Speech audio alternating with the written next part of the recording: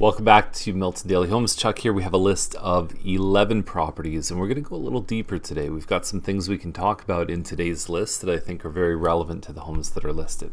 Let's get started.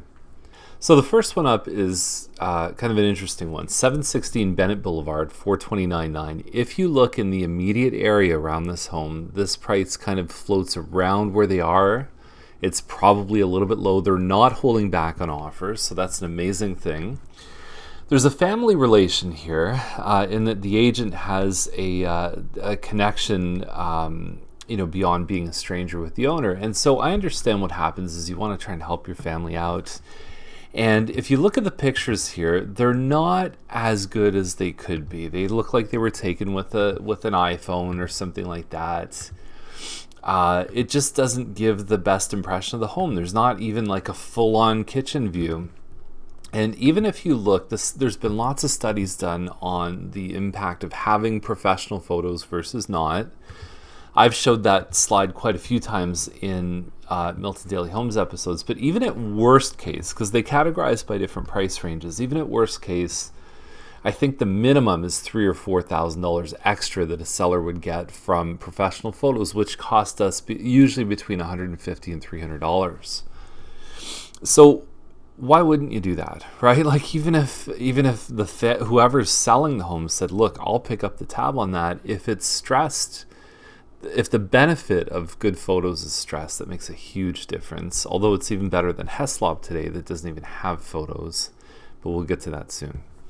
Anyway, this price looks good. If you look at, it's pretty much the same model as this next one here on Nadlin Heights. And this model has gone for $470, $480. So at $429, even if on Bennett, if you need a new roof and a new furnace, because it's getting close to that age, it's almost 15 years old, where you're going to need that stuff and you do some cosmetic, even if you spend $25, to me, that still looks like an amazing deal. Now, Nadlin Heights is $449, but I could easily see this one selling for more. I don't see anything in here about it holding back on offers. Let me just check here. Oh, it is. Okay, so August 21st, they're holding back on offers until 7 p.m. And this is kind of what I could turn Bennett into, and I could probably do it for less, like I said, than what this one's eventually probably going to sell for. Good finishes, well kept. The hardwood stairs is nice in these village towns because the stairs are very expensive and they're a pain in the butt to change. If you have carpet on stairs, it's very difficult to make them hardwood without spending a ton of money. Versus if your bedrooms or your main floor is carpet, that's pretty easy to fix. That's flat. It's probably $5 a square foot plus a few dollars to install it. And generally pretty affordable. So September 30th is another thing on here. When you see a date like that, you know that it's important to a seller. And so if you give them that date, it might give you leverage. Maybe if there's a few offers and none of them have September 30th, you could be in a power position. Now, I've got to say that this shot is one of the better front shots I've ever... It's not a front shot. One of the better first photos I've seen in any listing. And you'll see as the gallery goes on, none of them kind of match how cool this one is. But that would be a great view to wake up and spend some time out there. The home looks pretty good, open concept. The white kitchen is usually a good thing. There's a mirrored backsplash. Different thoughts on that depending on who you ask. And anyway, the finished basement, it's not a bad looking home. But when you look at, that's kind of, that one doesn't have the same power. It's overcast, guys. You can also see the power lines because you're close to fourth line on this one on Menifee. You can really see how close the power lines are right there. And it just kind of doesn't capture the same magic on shot 20 as shot 1, which is like artistic in many ways. But anyway, it's 1725 square feet. I don't know if that's total living space or if that's just the main floor and the second, which is technically what square footage is. I'm not sure. I think it's probably main and second because if you look at how big and open that main floor is, it looks more like 1,700 square feet.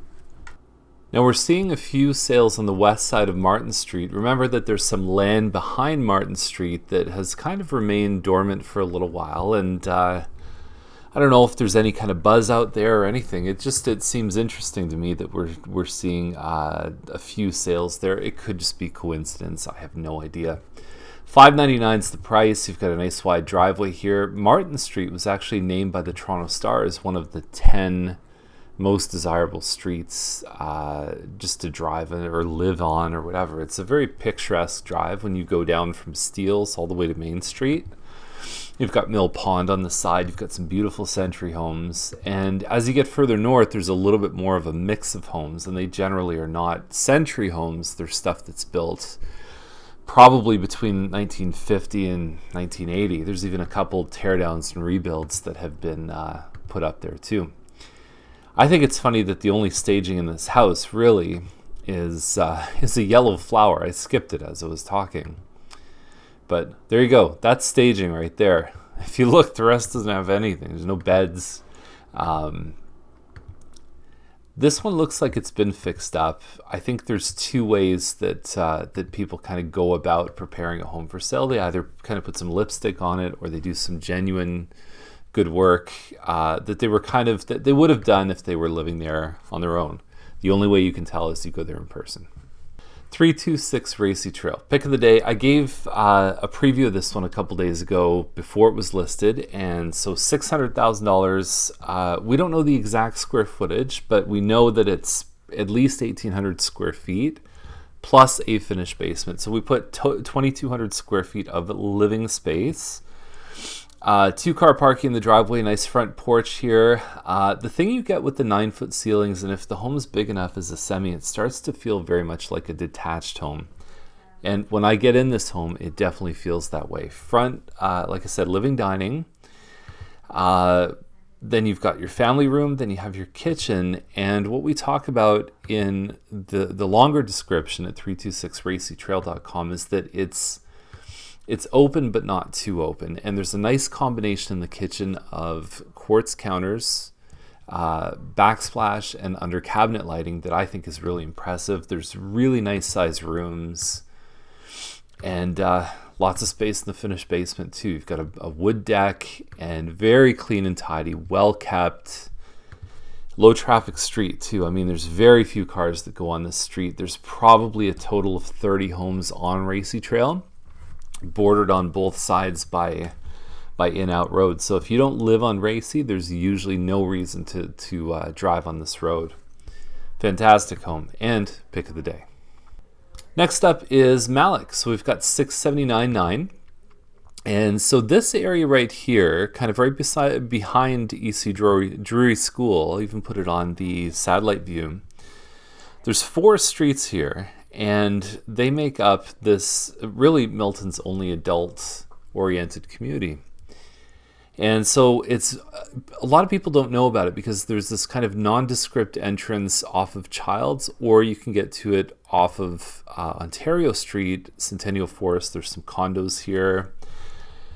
And it's all bungalows or bungalofts, and there's a huge demand for that. I mean, almost every day we get an email from someone saying, I'm looking for a bungalow, I don't want an apartment, and it's just, there's not many. We just sold a nice one on Pearl, and so one just sold in this neighborhood for $692 backing onto green space, and it's a good floor plan. I believe this is the King model.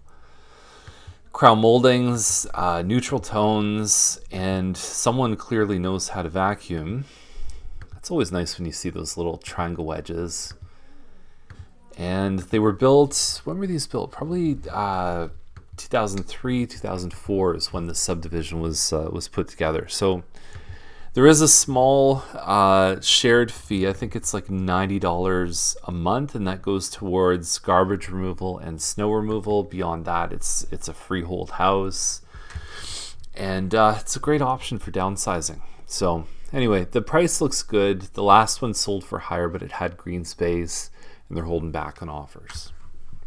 Now, I have not been inside this home at 174 Heslop. There was an episode of Daily Homes. I can't find the episode, but I literally picked apart almost every picture that I saw of this home when it was listed probably last year. So it's kind of, I don't know if it's sold or whatever, but it's just, it was a flip. It was a home that sat for a long time. Someone scooped it for a good deal, went in, did some work, and then turned around and sold it. And like I said, I don't know if it sold that time. It was listed for a while, never sold. My impression just from the pictures, if you have a keen eye in the virtual tour gallery, you can still find the YouTube video online for the old listing. There's some things there that really concern me about the work. And it's the same thing I talked about on Martin. Some people do a quick job. Some people do things really, really well. And if you have a trained eye, you can see it in person. So anyway, basement apartment, potential to be rented at $1,000. You got to be careful with claims like that. If someone can't get $1,000, very, very dangerous. And basement apartments technically have to be legal, and I don't know if you can get the legality on something like this. So there we go. That's the list. If you have any questions, give us a call. Glad to help you, and we'll see you tomorrow with more Milton Daily Homes. Thanks for watching.